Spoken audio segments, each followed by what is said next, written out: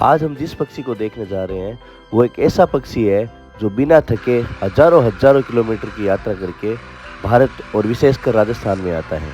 ये है कुरजा पक्षी जो ऑस्ट्रेलिया से चलकर राजस्थान में आए हैं और पूरी सर्दियाँ यहीं पे गुजारेंगे और बिना थके कई हजारों किलोमीटर की यात्रा अपनी उड़ान से तय करते हैं।